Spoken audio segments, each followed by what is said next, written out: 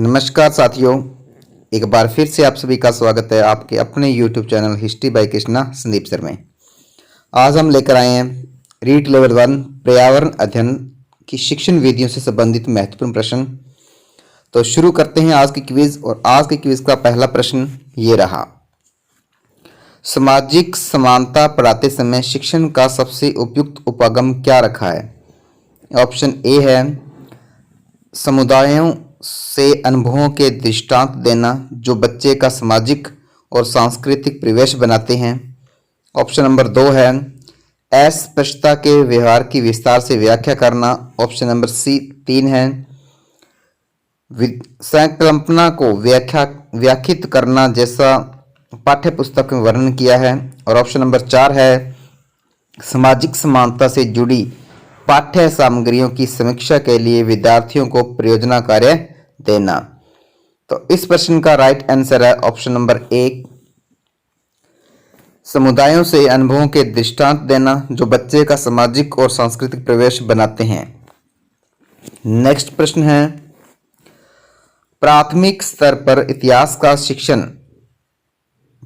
का सबसे महत्वपूर्ण और प्रभावी तरीका है। ऑप्शन नंबर 1 प्रश्न उत्तर पद्धति। ऑप्शन नंबर 2 कहानी कथन विधि। ऑप्शन नंबर 3 व्याख्यान पद्धति। और ऑप्शन नंबर 4 है चर्चा पद्धति। तो इस प्रश्न का राइट आंसर है ऑप्शन नंबर 2 कहानी कथन विधि। प्राथमिक स्तर पर इतिहास शिक्षण की सबसे उपयुक्त और प्रभावशाली विधि माना जाता है कहानी कथन विधि को। नेक्स्ट क्वेश्चन है, प्रयोजना शब्द का सर्वप्रथम प्रयोग किया, यानी प्रयोजना शब्द का सर्वप्रथम प्रयोग किया। ऑप्शन नंबर 1 किलपैट्रिक ने। ऑप्शन नंबर बी रिचार्ड्स ने। Option number C doctor Morrison ने। ऑप्शन नंबर डी या 4 इसमें से कोई नहीं। तो इस प्रश्न का राइट आंसर है ऑप्शन नंबर बी रिचार्ड्स ने। किलपैट्रिक यानी प्रयोजना शब्द का सर्वप्रथम जो विचार है यानी प्रयोग है वो किया था रिचार्ड्स महोदय ने, जबकि जो प्रयोजना विधि था विधि का सर्वप्रथम प्रयोग अध्यापन में किया था किलपैट्रिक ने। नेक्स्ट प्रश्न है, निम्न में से कौन सी विधि अपने आप सीखने की विधि, यानी कौन सी विधि है जो अपने आप सीखने पर जोर देती है। ऑप्शन नंबर 1 प्रयोजना विधि। ऑप्शन नंबर 2 भ्रमण विधि। ऑप्शन नंबर 3 अनुसंधान विधि। और ऑप्शन नंबर 4 है समस्या विधि, समस्या समाधान विधि। तो इस प्रश्न का राइट आंसर है ऑप्शन नंबर 3 अनुसंधान विधि। अनुसंधान विधि में छात्र को अपने आप सीखने की शिक्षा दी जाती है, छात्र अपने आप सीखता है। अनुसंधान विधि जिसके प्रवर्तक आर्मस्ट्रॉन्ग, अनुसंधान विधि के जो प्रवर्तक हैं वो आर्मस्ट्रॉन्ग है, यानी आर्मस्ट्रॉन्ग ने इस विधि का प्रतिपादन किया था। अनुसंधान विधि के अलावा इस विधि को खोज विधि भी कहा जाता है, ह्यूरिस्टिक विधि भी कहा जाता है, अन्वेषण विधि भी कहा जाता है। जबकि प्रयोजना विधि, अगर प्रयोजना विधि की बात करें तो प्रयोजना विधि करके सीखने, प्रयोजना विधि करके सीखने या करो और सीखो के सिद्धांत पर जोर देती है। प्रयोजना विधि करके सीखने या करो और सीखो के सिद्धांत पर बल देती है, जबकि भ्रमण विधि के द्वारा निरीक्षण करके सीखा जाता है, निरीक्षण क्रिया पर इसमें जोर दिया जाता है। समस्या समाधान विधि जिसका सर्वप्रथम प्रयोग सुकरात ने किया था, सुकरात और सेंट थॉमस ने सबसे पहले इस विधि का प्रयोग किया था। नेक्स्ट प्रश्न है, स्थूल वस्तुओं का ज्ञान प्राप्त करने के लिए सर्वोत्तम विधि है, स्थूल वस्तुओं का ज्ञान प्राप्त करने के लिए सबसे जो बेस्ट यानी अच्छी विधि है वो कौन सी है। ऑप्शन नंबर 1 समस्या समाधान विधि। ऑप्शन नंबर बी निरीक्षण विधि। ऑप्शन नंबर 3 इकाई शिक्षण विधि। और ऑप्शन नंबर 4 है प्रयोजना विधि। तो इस प्रश्न का राइट आंसर है ऑप्शन नंबर बी निरीक्षण विधि। नेक्स्ट है निम्न में से कौन सी गणित शिक्षण के लिए उचित विधि नहीं है? निम्न में से कौन सी विधि है जो गणित शिक्षण के लिए उचित नहीं है? ऑप्शन नंबर 1 अनुमानी विधि, ऑप्शन नंबर 2 व्याख्यान विधि, ऑप्शन नंबर 3 परियोजना विधि, ऑप्शन नंबर 4 प्रयोगशाला विधि। तो इस प्रश्न का राइट आंसर है ऑप्शन नंबर बी, व्याख्यान विधि है वो गणित शिक्षण के लिए उचित नहीं है। व्याख्यान विधि सामाजिक अध्ययन के लिए, व्याख्यान विधि सामाजिक विषय के लिए सर्वश्रेष्ठ मानी जाती है, सर्वश्रेष्ठ मानी जाती है। व्याख्यान विधि में जो अध्यापक होता है वो उसका केंद्र बिंदु होता है। मुख्य भूमिका किसकी होती है? अध्यापक की होती है।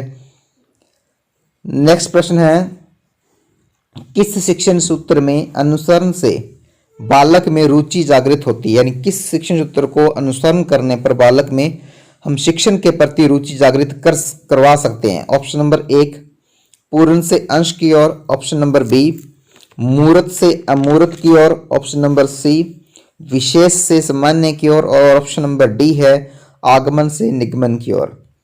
तो इस प्रश्न का राइट आंसर है ऑप्शन नंबर डी, आगमन से निगमन की ओर। आगमन से निगमन की ओर विधि का अनुसरण करके, यानी इस सूत्र का अनुसरण करने से छात्र में रुचि जागृत कर सकते हैं।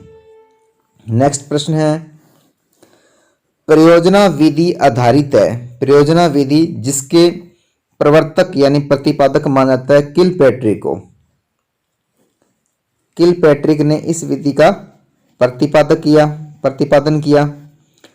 तो प्रयोजना विधि है वो किस सिद्धांत पर आधारित है? संरचनावाद पर, ऑप्शन नंबर 20 संज्ञानवाद पर, ऑप्शन नंबर 3 व्यवहारवाद पर, और ऑप्शन नंबर 4 है मानवतावाद पर। तो इस प्रश्न का राइट आंसर है ऑप्शन नंबर 3 व्यवहारवाद। प्रयोजना विधि जॉन डीवी के व्यवहारवाद सिद्धांत पर, संरचना सिद्धांत पर आधारित है। नेक्स्ट प्रश्न है, निम्न में से कौन सी विधि उच्च प्राथमिक कक्षाओं के लिए उपयोगी नहीं है? यानी किस विधि को जो उच्च प्राथमिक कक्षाएं हैं उनके लिए उपयुक्त नहीं माना जाता है? ऑप्शन नंबर 1 व्याख्यान विधि, ऑप्शन नंबर बी योजना विधि, ऑप्शन नंबर 3 कहानी विधि, ऑप्शन नंबर 4 वाद विवाद विधि। तो इस प्रश्न का राइट आंसर है ऑप्शन नंबर 3 कहानी विधि। कहानी विधि प्राथमिक कक्षाओं के लिए सर्वश्रेष्ठ मानी जाती है। कहानी विधि या नाटक विधि कह दो, ये प्राथमिक कक्षाओं के लिए सर्वोत्तम मानी जाती है, जबकि व्याख्यान विधि, योजना विधि और वाद विवाद विधि ये उच्च प्राथमिक कक्षाओं के लिए उपयोगी होती है। व्याख्यान विधि में केवल देश ज्ञान पर बल दिया जाता है। यानी व्याख्यान विधि में किस ज्ञान पर, यानी किस तरह के ज्ञान पर बल दिया जाता है, जोर दिया जाता है? ऑप्शन नंबर 1 बौद्धिक ज्ञान पर, ऑप्शन नंबर बी सैद्धांतिक ज्ञान पर, ऑप्शन नंबर बी यहां पर क्या लिखा है सैद्धांतिक ज्ञान पर, नंबर 3 बौद्धिक व सैद्धांतिक ज्ञान दोनों पर, और नंबर 4 है इनमें से कोई नहीं। तो इस प्रश्न का राइट आंसर है ऑप्शन नंबर बी सैद्धांतिक ज्ञान पर। व्याख्यान विधि जो व्याख्यान विधि है उसमें केवल सैद्धांतिक ज्ञान पर ही बल दिया जाता है।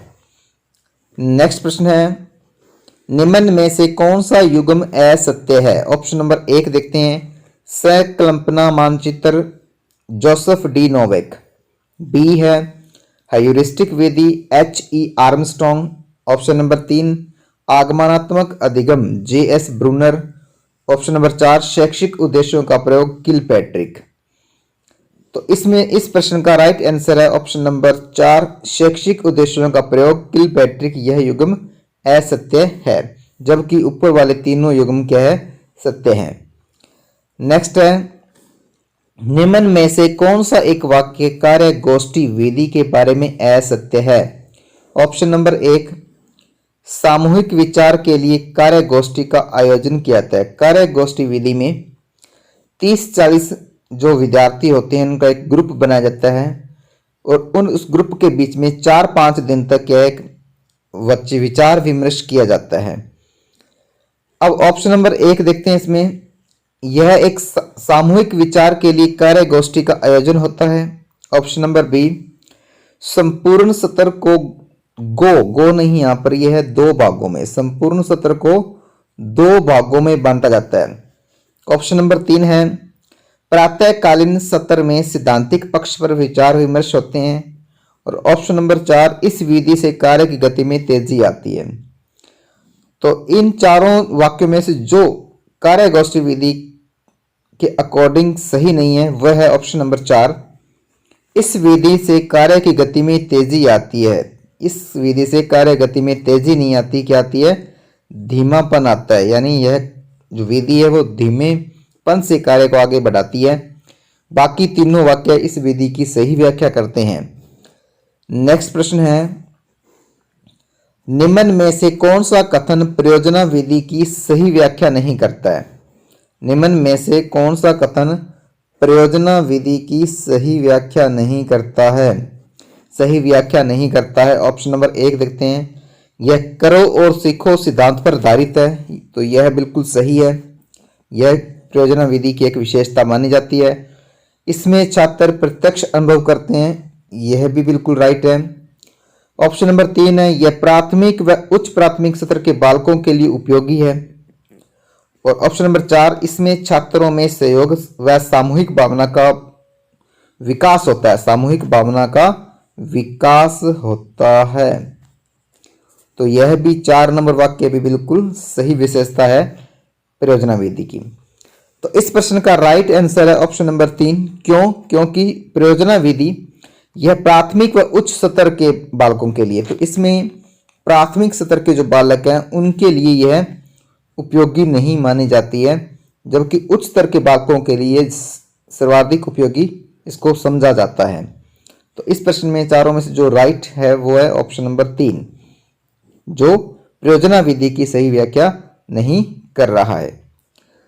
नेक्स्ट क्वेश्चन है आज के क्विज का सेकंड लास्ट प्रश्न है, सामाजिक सहस्वर पाठ पद्धति का प्रस्तावक कौन है? यानी सामाजिक सहस्वर पाठ पद्धति के प्रतिपादक कौन थे? इसका प्रस्ताव किसने दिया? Option number 1 Max Weber, option number B Karl Popper, option number 3 Auguste Comte, option number 4 Adam Wesley. तो इस प्रश्न का राइट आंसर है option number D Adam Wesley. Next question है और आज के क्विज का अंतिम प्रश्न, केस स्टडी विधि का दोष है कि यह देश प्रदान नहीं करती। केस स्टडी का दोष यह है कि वह देश प्रदान नहीं करती। ऑप्शन नंबर 1 सामान्यकरण, ऑप्शन नंबर बी वर्गीकरण, ऑप्शन नंबर सी निष्कर्ष और ऑप्शन नंबर 4 आत्मसातकरण। तो इस प्रश्न का राइट आंसर है ऑप्शन नंबर 1 सामान्यकरण। केस स्टडी विधि का दोष है कि यह सामान्यकरण प्रदान नहीं करती। तो आज की क्विज यहीं पर समाप्त होती है। कल तक के लिए सभी को धन्यवाद। अगर हमारे वीडियो आपको पसंद आ रहे हैं तो please like share and subscribe जरूर करें। धन्यवाद।